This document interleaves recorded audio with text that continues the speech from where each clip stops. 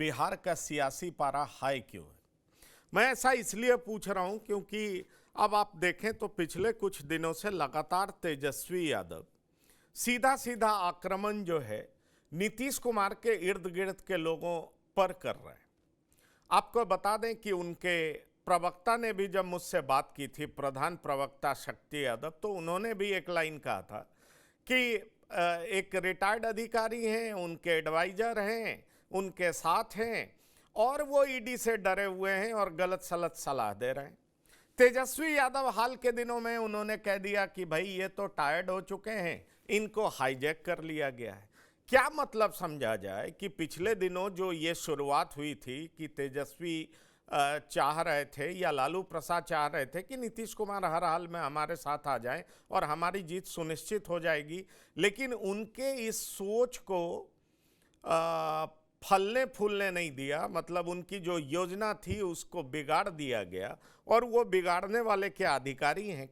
क्या कहना चाह रहे हैं तेजस्वी यादव? नीतीश टायर्ड हो चुके हैं, हाईजैक हो चुके हैं, अपनी बात कहने के लिए प्रेस विज्ञप्ति का सहारा लेना पड़ता है, इसके मायने क्या है? विपक्ष के हमला तो हैं, और खास करके रिटायर्ड अधिकारी पर भी, और इनके जो 4 सलाहकार, ये 2 दिल्ली में हैं, 2 पटना में, और ये कहते हैं कि नीतीश कुमार जी इतने टायर्ड हो चुके हैं कि अपना निर्णय खुद नहीं ले पाते हैं।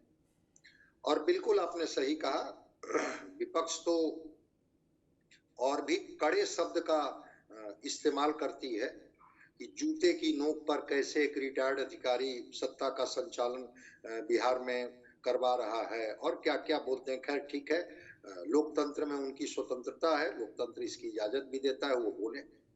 लेकिन ये बात तो है कि जिन 4 लोगों के बारे में कहा गया है कि ये 4 लोग ही हैं जो नीतीश कुमार जी जो भी निर्णय ले रहे हैं उस निर्णय लेने में उनकी बड़ी भूमिका है। अब उनकी भूमिका है नहीं है ये तो वही चारों लोग बताएंगे। लेकिन हाँ, इतनी बात जरूर है कि एक वातावरण बना था, और वातावरण में लगा कि फिर नजदीकियां बढ़ी है, वही जनवरी का महीना जिस कड़ाके की ठंड की बात कर रहे हैं, और फिर एक राजनीतिक तपिश दिखी, लगा कि गर्माहट आई, और फिर सत्ता का समीकरण बदला। और उस समीकरण का जो पटाक्षेप हुआ उसमें देखा गया कि कैसे कटिहार से रात में ही भागते हुए आए, और फिर उसके बाद जो कौन कौन से कहानियां कही गई सबको पता है। तो आखिर तेजस्वी जी को कौन रोके हुए है, ये तो तेजस्वी जी बेहतर बताएंगे।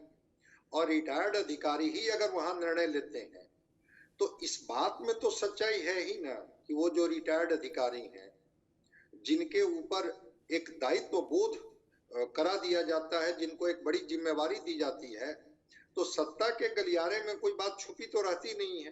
विपक्ष अगर कुछ बोल रहा है तो ऐसा नहीं है कि विपक्ष ऐसे ही कुछ बोल रहा है।